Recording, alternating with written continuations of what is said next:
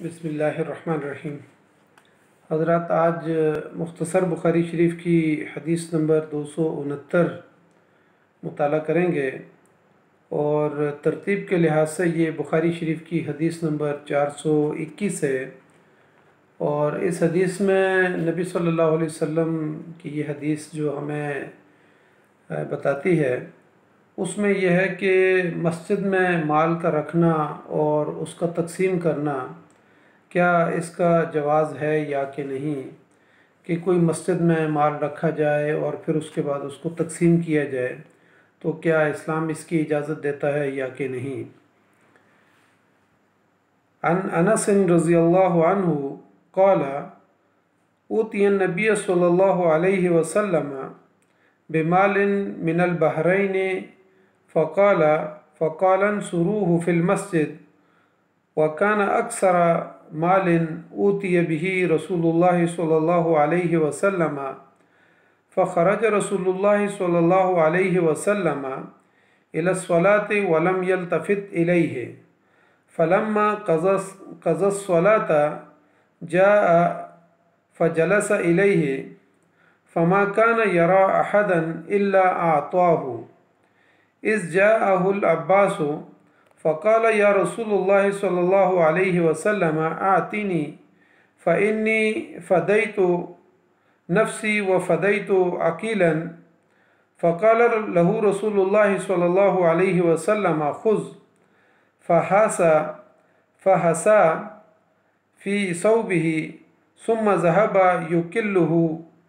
Film يستطع، فقال يا رسول الله صلى الله عليه وسلم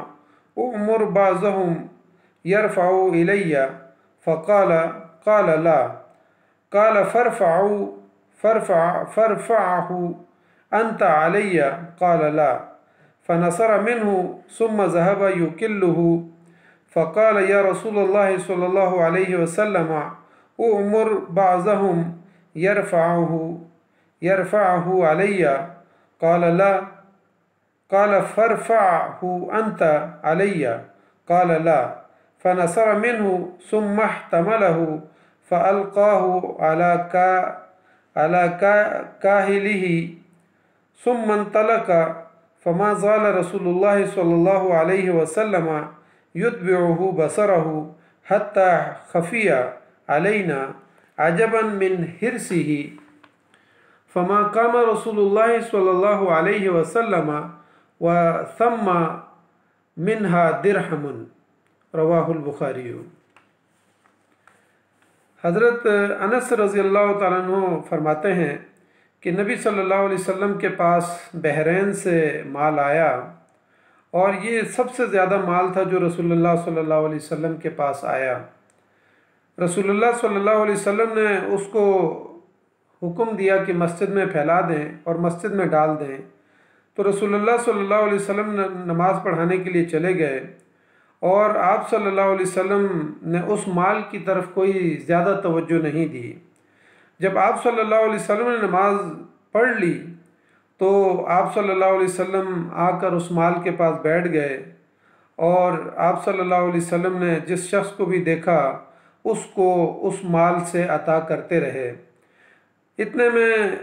آپ صلی اللہ علیہ وسلم کے پاس حضرت عباس رضی اللہ تعالیٰ عنہ آئے، جو آپ صلی اللہ علیہ وسلم کے چچا تھے۔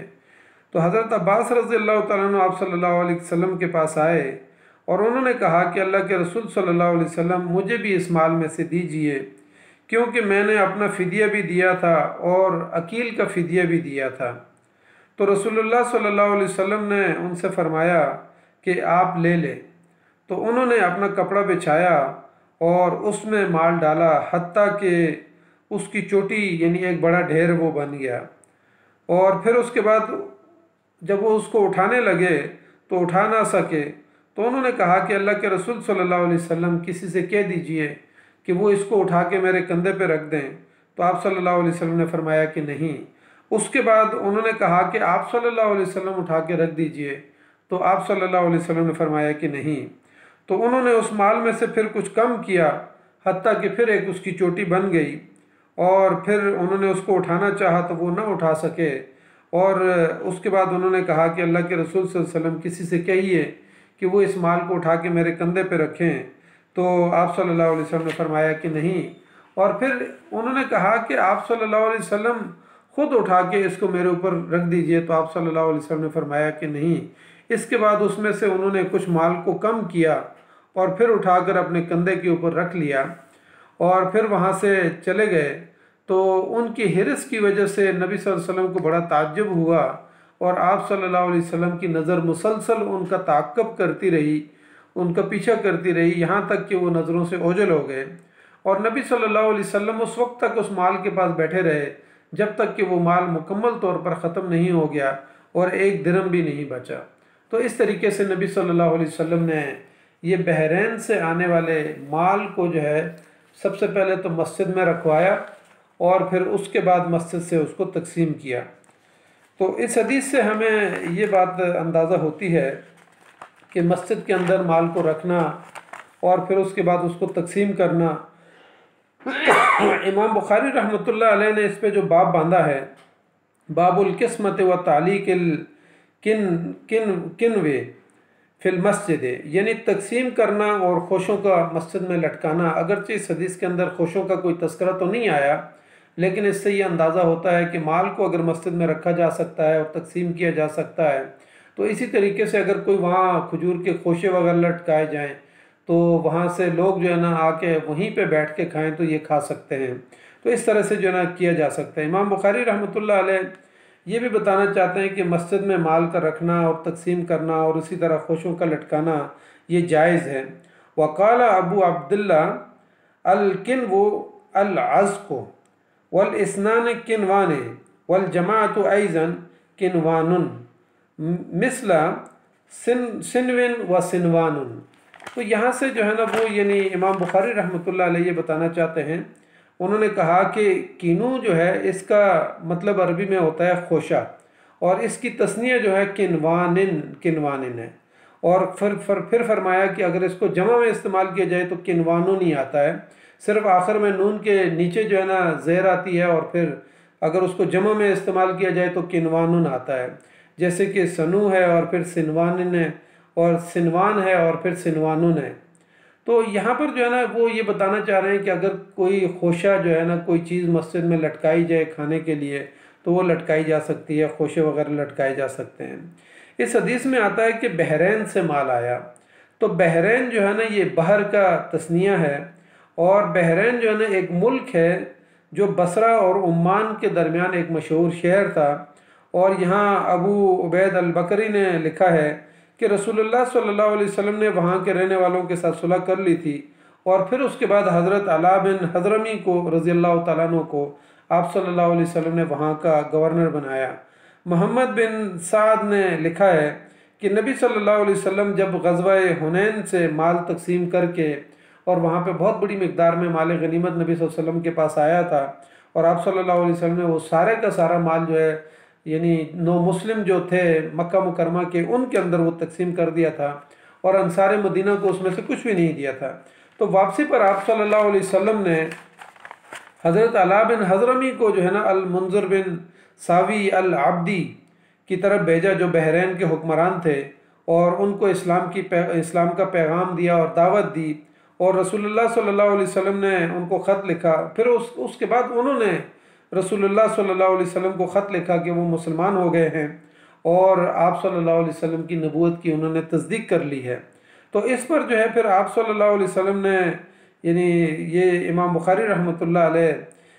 کتاب المغازی میں حضرت عمر بن عوف رضی اللہ تعالیٰ سے روایت کرتے ہیں کہ نبی صلی اللہ علیہ وسلم نے اہل بحرین جو تھے یا بحرین کے حکمران جو تھے ان کے ساتھ صلح کر لی تھی، اور حضرت علا بن حضرمی کو امیر مقرر کیا،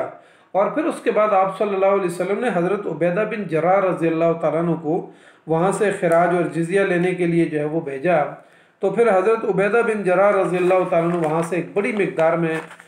حضرت علا بن حضرمی کے یعنی چونکہ وہ وہاں گورنر تھے تو ان کے پاس سے ایک بڑی مقدار میں مال لے کر آئے، اور جب انصار مدینہ کو پتہ چلا تو پھر اس کے بعد آگے وہی مکمل حدیث ہے کہ نبی صلی اللہ علیہ وسلم کو اطلاع ملی تو آپ نے مال مسجد میں ڈلوا دیا، اور پھر اس کے بعد لوگ آتے رہے اور نبی صلی اللہ علیہ وسلم اس مال کو تقسیم کرتے رہے۔ نبی صلی اللہ علیہ وسلم کی مال سے بے رغبتی اور ساتھ ساتھ مالی مساوات جو ہے نا، یہاں پر اس حدیث سے ایک بڑی چیز جو ہمارے سامنے آتی ہے کہ نبی صلی اللہ علیہ وسلم کو مال کی جب اطلاع دی گئی تو آپ صلی اللہ علیہ وسلم نے اس کو مسجد میں ڈھیر لگوا دیا، اور پھر آپ باہر تشریف لائے اور پھر مال کی طرف توجہ نہیں کی، اور آپ صلی اللہ علیہ وسلم نے نماز پڑھی، اور نماز پڑھنے کے بعد آپ صلی اللہ علیہ وسلم وہاں بیٹھ گئے، اور پھر اس کے بعد آپ صلی اللہ علیہ وسلم نے ہر کسی کو اجازت دی کہ اپنی طاقت کے مطابق جتنا وہ اٹھا سکتے ہیں وہ وہاں سے مال اٹھا کے لے جائیں۔ حضرت عباس رضی اللہ تعالیٰ عنہ نے کہا کہ میں مقروض ہوں، اور میں نے چونکہ اپنا بھی فدیہ دیا اور پھر اس کے بعد جو ہے نا میں نے عقیل کا فدیہ بھی دیا تھا، تو اس لیے میں مقروض ہوں، مجھے بھی مال دیا جائے۔ تو نبی صلی اللہ علیہ وسلم نے کہا کہ اچھا تم مال لے لو۔ اس کے بعد انہوں نے چادر بچھائی اور ایک اچھا بڑا ڈھیر جو ہے نا دونوں ہاتھوں سے ڈال کے ایک بڑا ڈھیر بنایا، اور پھر جب اس کو اٹھانے لگے تو اٹھا نہیں سکے، تو انہوں نے نبی صلی اللہ علیہ وسلم سے 2 مرتبہ سفارش کی کہ آپ کسی کو کہہ دیجئے کہ وہ مال اٹھا کے میرے کندھوں پہ رکھ دیں، یا پھر آپ خود اٹھا دیجئے۔ تو نبی صلی اللہ علیہ وسلم نے دونوں مرتبہ جو ہے نا ان کی مستقل جو درخواست تھی اس کو مسترد کر دیا اور کہا کہ نہیں، اور پھر بالآخر ان کو 2 مرتبہ اس مال میں سے کم کرنا پڑا، اور دوسری مرتبہ جب انہوں نے مال کو کم کیا تو پھر بھی بڑی مشکل سے اٹھا کے انہوں نے اپنے کندھے پہ رکھا، اور جب وہاں سے چل پڑے تو نبی صلی اللہ علیہ وسلم نے تعجب کیا ان کی اس مال کی حرص کی وجہ سے، اور پھر نبی صلی اللہ علیہ وسلم کی نظر جو ہے وہ مکمل ان کا تعقب کرتی رہی جب تک کہ وہ وہاں سے یعنی اوجل نہیں ہو گئے۔ تو نبی صلی اللہ علیہ وسلم کی یعنی نبی صلی اللہ علیہ وسلم کو ان کی یہ مالی حرص جو تھی وہ ناپسند آئی۔ اسی طریقے سے حضرت علی رضی اللہ تعالیٰ عنہ فرماتے ہیں کہ حضرت فاطمہ الزہرا رضی اللہ تعالیٰ عنہ گھر میں چکی پیستی تھیں تو ان کے ہاتھوں پہ چھالے چڑھ گئے تھے، تو ایک مرتبہ ان کو پتہ چلا کہ نبی صلی اللہ علیہ وسلم کے پاس کچھ غلام اور لونڈیاں آئی ہیں، تو وہ حضرت یعنی نبی صلی اللہ علیہ وسلم کے پاس گئیں، تو اس موقع پہ نبی صلی اللہ علیہ وسلم اپنے حجرے میں موجود نہیں تھے، تو حضرت عائشہ رضی اللہ تعالیٰ عنہ سے انہوں نے تذکرہ کیا، تو حضرت علی رضی اللہ تعالیٰ عنہ بیان کرتے ہیں کہ جس وقت نبی صلی اللہ علیہ وسلم حجرے میں واپس آئے تو حضرت عائشہ رضی اللہ تعالیٰ عنہ نے نبی صلی اللہ علیہ وسلم سے تذکرہ کیا، تو اس کے بعد آپ صلی اللہ علیہ وسلم ہمارے حجرے میں تشریف لائے، اور پھر اس کے بعد ہم اپنے بستر پہ لیٹ گئے تھے، تو ہم نے اٹھنا چاہا تو نبی صلی اللہ علیہ وسلم نے کہا کہ اپنی جگہ پر لیٹے رہیں، اور پھر آپ صلی اللہ علیہ وسلم حضرت علی رضی اللہ تعالیٰ عنہ فرماتے ہیں کہ میرے اور حضرت فاطمہ الزہرا رضی اللہ تعالیٰ عنہ کے درمیان میں آ کے بیٹھ گئے، اور وہ کہتے ہیں کہ میں نبی صلی اللہ علیہ وسلم کی پاؤں کی ٹھنڈک اپنے پیٹ کے اوپر محسوس کر رہا تھا۔ تو پھر اس کے بعد نبی صلی اللہ علیہ وسلم نے فرمایا کہ جو تم لوگوں نے سوال کیا ہے تو میں کیا اس سے تمہیں بہتر چیز نہ بتا دوں؟ تو آپ صلی اللہ علیہ وسلم نے پھر ان کو وہ نسخہ بتایا اور وہ تسبیحات بتائیں، کہا کہ رات کو سوتے وقت جو ہے نا 33 مرتبہ سبحان اللہ اور 33 مرتبہ الحمدللہ اور 34 مرتبہ اللہ اکبر پڑھو، تو یہ تمہارے لیے اس خادم سے بہتر ہے، یعنی جس خادم کو تم طلب کر رہے ہو یا لونڈی کو طلب کر رہے ہو تو اس سے یہ زیادہ بہتر ہے کہ تم رات کے اس سوتے وقت جو ہے نا یہ تسبیحات پڑھ لیا کرو۔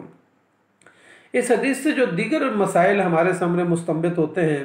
ہمارے سامنے آتے ہیں، وہ یہ ہے کہ پہلی بات تو اس میں بنیادی طور پر یہ ہے کہ نبی صلی اللہ علیہ وسلم کی اس دنیاوی مال کے ساتھ انتہائی بے رغبتی تھی۔ نبی صلی اللہ علیہ وسلم نے ذرا سا بھی جو ہے نا اس کی طرف التفات نہیں کیا، اور نہ ہی اپنے گھر والوں کے لیے اور اپنے خاندان اور اپنے حسب نسب کے لیے جو ہے نا اس میں سے بچا کے رکھا، اور بہت بڑی مقدار میں مال تھا۔ پھر اسی طریقے سے اس حدیث سے یہ بات بھی سامنے آتی ہے کہ آپ صلی اللہ علیہ وسلم نے یعنی ایک مساوات قائم کی، ایک فارمولہ طے کیا تھا کہ جو جتنا اٹھا سکتے اتنا لے جائے۔ تو پھر حضرت عباس رضی اللہ تعالیٰ عنہ جب آئے تو آپ صلی اللہ علیہ وسلم نے ان کی بار بار کی سفارش کے باوجود آپ نے ان کی سفارش قبول نہیں کی، اور اسی فارمولے کے مطابق کہ آپ جتنا اٹھا سکتے ہیں اتنا اٹھا کے لے جائیں۔ تو یہ ایک مالی مساوات ہے جو نبی صلی اللہ علیہ وسلم نے وہاں پر قائم کی۔ اس حدیث سے یہ بھی معلوم ہوتا ہے کہ صدقے کا مال ہو، زکوٰۃ کا مال ہو، یا خراج کا مال ہو، یا مرکزی بیت المال کا جو مال ہے اس کو مسجد میں رکھا جا سکتا ہے، اور نبی صلی اللہ علیہ وسلم نے اس کو مسجد میں رکھوایا بھی اور پھر بعد میں اس کو تقسیم بھی کیا، اور پھر اس میں سے کچھ بچا کے نہیں رکھا بلکہ سارے کا سارا مال نبی صلی اللہ علیہ وسلم نے عوام الناس کی خدمت کے لیے جو ہے نا یا ان کی ضرورت کے مطابق اس کو تقسیم کر دیا۔ اس حدیث سے ہمارے سامنے یہ بھی آتا ہے کہ نبی صلی اللہ علیہ وسلم کتنے یعنی سخی انسان تھے، اور کتنی بڑی مثال انہوں نے قائم کی کہ اتنا بحرین سے اتنا بڑا مال آیا، اور اس سے پہلے جو ہے نا غزوہ حنین کے اندر آپ صلی اللہ علیہ وسلم نے بہت بڑی مقدار میں مال غنیمت ملا تھا، اور وہ سارے کا سارا یعنی مکہ کے نو مسلم جو مسلمان تھے ان کے ہاں تقسیم کر دیا تھا، اور بڑے بڑے سرداروں کو جو ہے نا بہت بڑی مقدار میں آپ صلی اللہ علیہ وسلم نے مال دیا، اور یہاں پر بھی جو ہے نا بحرین سے اتنا مال آیا کہ مسجد نبوی کی چھت کے برابر جو ہے نا وہ پہنچنے والا تھا۔ اور اتنا ڈھیر جو ہے نا اتنا بڑا لگ گیا تھا، اور پھر آپ صلی اللہ علیہ وسلم اس ڈھیر کے پاس بیٹھے اور پھر سارے کا سارا مال یعنی صحابہ اکرام کے اندر تقسیم کر دیا۔ تو اس سے نبی صلی اللہ علیہ وسلم کی، اور حدیث میں آتا ہے کہ ایک درم بھی جو ہے نا نہیں بچا، اس وقت تک نبی صلی اللہ علیہ وسلم وہاں بیٹھے رہے۔ تو اس سے نبی صلی اللہ علیہ وسلم کی جو ہے نا یہ یعنی سخاوت کا بھی اندازہ ہوتا ہے۔ اور دوسرے نمبر پر اس میں یہ بات بھی سامنے آتی ہے کہ سربراہ مملکت کو یہ اختیار حاصل ہے کہ وہ جو ہے نا جتنا مال تقسیم کرنا چاہیں عوام الناس کی ضرورت کے مطابق وہ تقسیم کر سکتے ہیں۔ اس حدیث سے یہ بات بھی سامنے آتی ہے کہ سربراہ مملکت جو ہے وہ جائز طریقے سے یعنی اگر کسی کی سفارش ہو تو وہ تو کر سکتا ہے، لیکن اگر کسی کی سفارش سے عوام الناس کا نقصان ہو یا کسی کی حق تلفی ہو رہی ہو، تو پھر اگر کوئی اپنا رشتہ دار بھی کیوں نہ ہو تو وہاں پر جو ہے نا کسی سربراہ مملکت کو یا وزیر کو یا کسی صاحب اختیار شخص کو جو ہے نا یہ اجازت نہیں ہے کہ وہ عوام کے حق کے اوپر ڈاکہ مارے،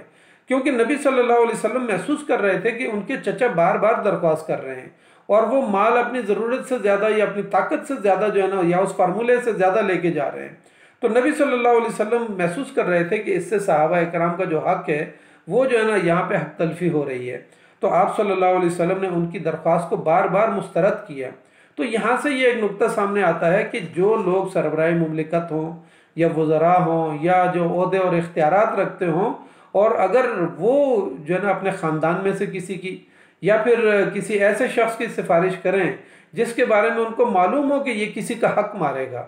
مثال کے طور پر آج کل ہم دیکھتے ہیں کہ بہت سارے مواقع پہ جو ہے نا ناجائز طریقے سے سفارش کر کے لوگوں کو جو ہے نا ایک جگہ پہ بھرتی کروا لیا جاتا ہے اور ایک غریب کا بچہ جو ہے نا وہاں سے پیچھے رہ جاتا ہے۔ تو نبی صلی اللہ علیہ وسلم نے صحابہ اکرام کے حق کو محفوظ رکھا اور خود چچا اپنے سکے چچا عباس رضی اللہ تعالیٰ عنہ کی اس سفارش کو نبی صلی اللہ علیہ وسلم نے مسترد کر دیا۔